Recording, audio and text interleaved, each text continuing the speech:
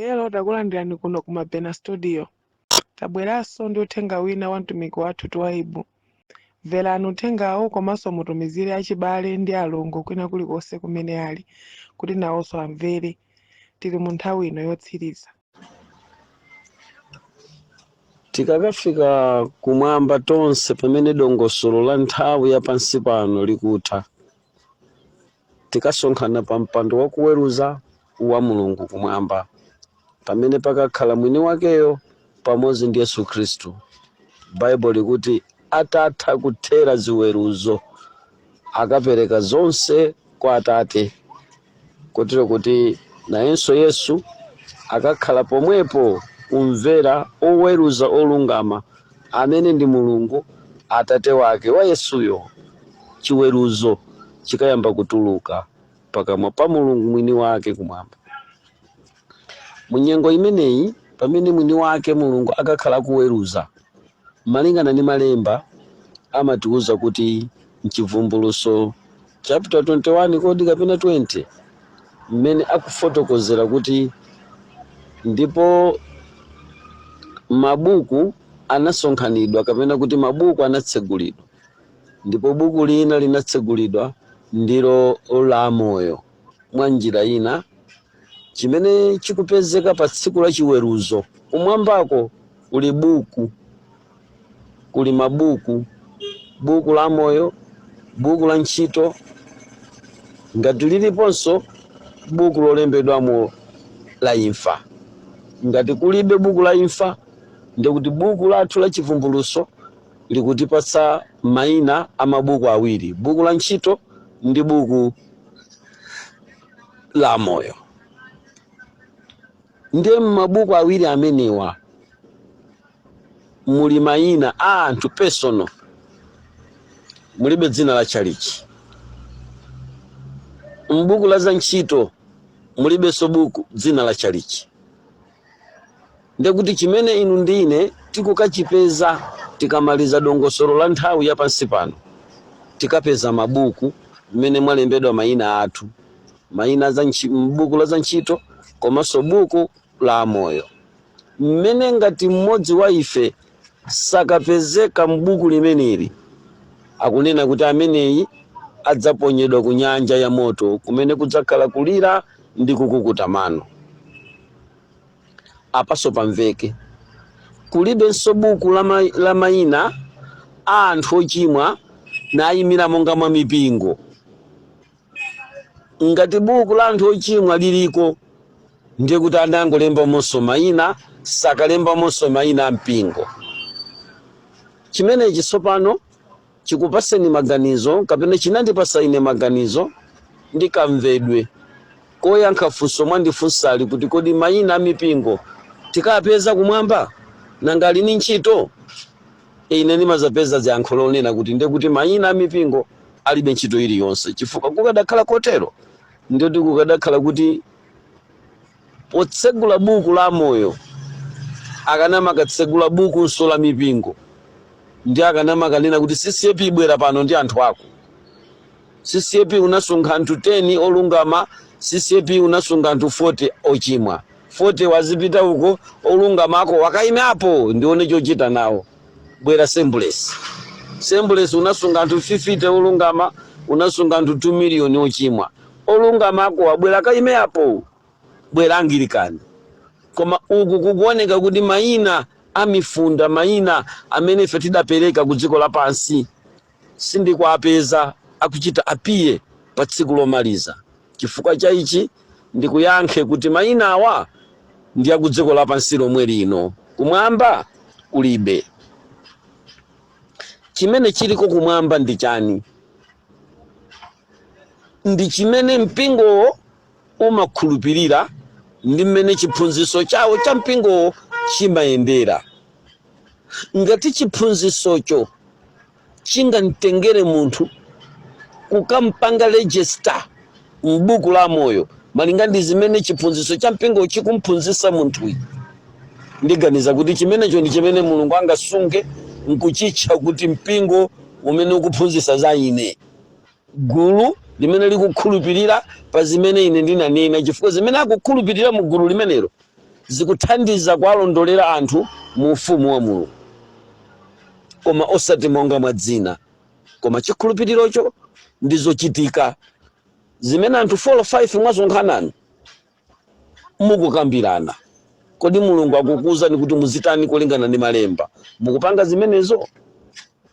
So zimenezo ndi zimene zikanitengere munthu kumpanga register mabuku awiri ndi kwaonapo, buku la ntchito ndi buku la moyo. Kulibe dzina la mpingo lomwe ndikuliona kutsogoloko. Ndete ntibwere pansi pano.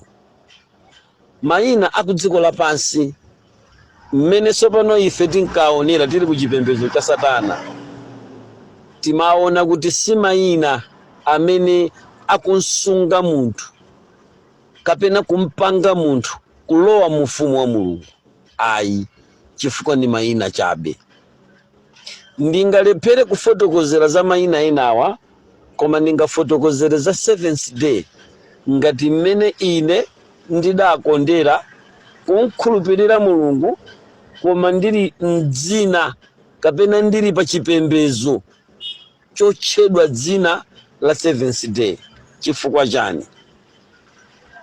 Kumawu awa kuli mawu a Mulungu, mawu achilamulo cha tsiku limene munthu ukuyenera kupembeza Mulungu, dzina la chilamulo limene munthu molingana ndi mawu a Mulungu akufotokozera bwino za tsiku limene likuyenera kupatulidwa, limene Mulungu analipatula, limene Mulungu analiyeretsa, limene Mulungu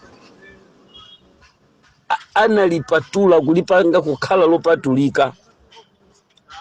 Ndiye mmene ine ndimabwera tsopano ndatembenuka mtima, ndidazisankhira kusonkhana pa dzina la Seventh Day, osati monga mwa dzina lopangira register kuboma, koma monga mwa chikhazikiso cha tsiku limene ndizikapembeza. Ndiye kaya Seventh Day ili ndi chani kutsogoloko, koma ine target yanga inali kungoyang'ana kuti kodi tsiku limene lili lovomerezeka monga mwa mawu a Mulungu kuti ndikasonkhane nawo nkumapembeza likhale liti, ukhale pati. Ndiye ndinapeza kuti pali kagulu kamene kamasonkhana tsiku limeneli. Ndiye ine ndinasankha tsiku lopembeza, sindinasankhe dzina lokalembetsera kuboma, chifukwa ndizosiyana. Pali Seventh Day yolembetsa kuboma, ndiye pali Seventh Day ya chipembezo monga mwa tsiku la kulambira Ambuye. Ndiye ine ndinabwera ku tsiku monga mwa kulambira Ambuye. Apa pamveke bwino. Kwa ine ndinabwera pa tsiku monga mwa kulambira Ambuye, osati monga mwa dzina lolembetsera kuboma, koma monga mwa tsiku lopembezera Ambuye, Seventh Day. Ndiye ine nimapembeza nawo pa tsiku limene loyenera kumpembeza Ambuyero. Ndiye ninalowa kwa gulu limene limatha kupembezaso tsiku lomweli. Koma za mayina amene timapatsa mipingo yathu, timapanga register kuboma. Ndiye apa okondedwa, ngati tikupanga register kuboma, ndiye kuti simukupanga register kumwamba. Muonenso kuti mipingo imene imalembetsa ku dziko lapansi, chilolezo choti mpingo ukhale sichimachoka kwa Mulungu, chimachoka kuboma. Chikhalireni ife timadziwa kuti maboma a dziko lapansi amayimiridwa ndi chirombo. Timadziwa kuti chirombo imayimira ulamuliro wa dziko lapansi. Ndiye mukapita ku Chivumbulutso chapter number 17 mumakapeza kuti chirombocho icho chili apocho chikutuluka ntchire. Ndiye tikuona mkazi amene amayimiridwa ngati mpingo akukwera pamwamba pa chirombocho. Ndiye kuti chirombochi mmene chikuyenda mkazi ali pamwamba, ndiye kuti mkaziyu adzipita kumene chirombo chikupita. saziyenda ndi mkaziyu, chikuyenda ndi chirombo. Pamene anthu alandira vumbuluso loti tizisonkhana, ndiye amanena kuti siukhala mpingo mpaka mutakalembetsa kuboma. Kubomako mmakalembetsa ku mayina a anthu amene amakasayinira ma certificate amene kwa registrar general kuchita tsoka ena mmakapeza kuti aledzera amwa maloya amene amakupangani approve kuti mpingo ukhale ndi anthu akunja. Ndi kuti timatenga zinthu za Mulungu, constitution yathu timakapatsa ku registrar general, anthu a dziko lapansi osati kwa Mulungu. Aboma la dziko lino ndi amakayang'ana constitution yanu, ndi amene amakati apa pali bwino, apa ayi, apa mukachotse, chifukwa apa ndi boma sizikugwirizana. Ndiye inu mumakati konza mmatenga mapepa lanu aja kukakhalanso pa komiti kuti atipase certificate yotilola kuti tizitumikira. Akuti tiyambe takonza apa ndi apa. Okukonzesaniwa ndi anthu a dziko lapansi. Koma amene anakuwuzani kuti ife mpingo wathu tizitsata izi, nanga simunayang'ana Bible. Koma ngakhale chinthu chonye munayang'ana m'Baibulo, koma ngati achaina choyendesa dziko lapansi opereka ma certificate oti mipingo ikhale, angapaone kuti mpola kuika, amakakufutitsani kukuwuzani kuti apapa mukonze. Zomwe zikutanthauza kuti anthu tikutenga za kwa Mulungu kukazilambiritsa ku dziko lapansi through registration, imene anthu timalembetsa zipembedzo zathu, kuzilembetsa kuboma, chinthu cha Mulungu kukachikwatiwitsa ndi boma. Kumbukirani kuti ngati kunali chisauso m'masiku oyambirira atumwi, nkhani imene idavuta ndi imeneyi, kuti atengeza kwa Mulungu akazipereke kwa Kaisala. Pokana anthu amenewa akulumikizisa za Mulungu kuzipitisa kwa Kaisala, pozikana zinthu zichi zinapangitsa kuti chizunzo chiyambe ku dziko lapansi. Anzathu anazunzika chifukwa cha kankhani kufanana ndi komweka. Boma linkafuna kuti chipembedzo chizichita apiye kwa Kaisala, chizioneka m'mabuku oyendesera boma la Roma. Kwa governor Pilato chizioneka, kwa Herode chizioneka, azioneka mu system. Ndi chifukwa chake Bible likuti ndipo pa ukulu wa nsembe, Luka chapter number 3, wa Anasi ndi Kayafa, mawu a Mulungu anatuluka kuchoka ku chipululu. Akufuna kuti tanthauzira kuti chani. Panali chiwanga chapter number 3 cha Luka, muchiwerenge bwino. Akuti ziwanga za Itulia, chiwanga cha Galileya, chiwanga cha Sidia lija. System, 3 region. Aliyense ali ndi ulamuliro wake. Ndi akuti pa maulamuliro amenewa ankatengaso ansembe. Panaliso department ya za chipembezo imene inapanga ngati boma. Ndi mmene zipembezo zinkayendera. Ndiye kuti akachisi ali Bentino anali kukatani, sunagoge wa Herode anali kupita kukalembetsa malamulo a dziko lapansi nizikhale zipembezo za boma. Chipembezo cha atumwi chitabwera, pokana kukalembetsa kumeneko, timvane pano mukapeza kuti ngakhala atumwi kulibe. Zipembezo zimene zinali m'manja mwa bomazi, mawu a Mulungu adasiya kumveka, Mulungu adakhala chete. Koma akachisi analimo, sunagoga nalatamangidwa. Anasi ndi Kayafa ali ansembe, koma pa zipembezo zochoka mwa anthu. Machalichi oyambisidwa ndi anthu amakhala ndi ansembe yawo, azibusa awo, madikoni yawo, machecheida awo, zochoka mwa anthu. Ndi akuti mawu a Mulungu anamveka kuchoka ku chipululu, chifukwa akuchokera ku chipululu pa malo moti mawu aja mveke mwa akachisi amene analipo mu nyengo imeneyi. Ndi chifukwa chakuti mwa akachisi olembesedwa boma, mwa akachisi ophatikana ndi dziko lapansiwa, Mulungu anali ataleka kulankhula. Chifukwa chani? Anthu analibe mwayi olengeza za Mulungu mwakufuna kwawo.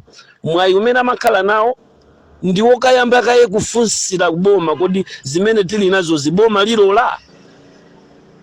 Chifukwa inuye kuti mukhalepo chikhale chalichi mwalembetsa kwa Kayafa, Anasi ndi Kayafa wakuvomerezani.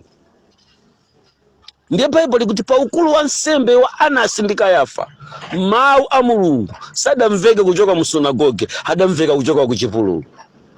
Chifukwa anamvekera kuchoka ku chipululu, zipembedzo izizi zinali zili corrupted, zitaphatikana ndi malamulo ako akaisala. Kumbukirani okondedwa kuti mpingo utabadwa Yesu atapita, ngati pali chimene chida kusema pokoso ndikuti mipingo yambiri ku dziko lapansi inafuna kuziphatika kuboma.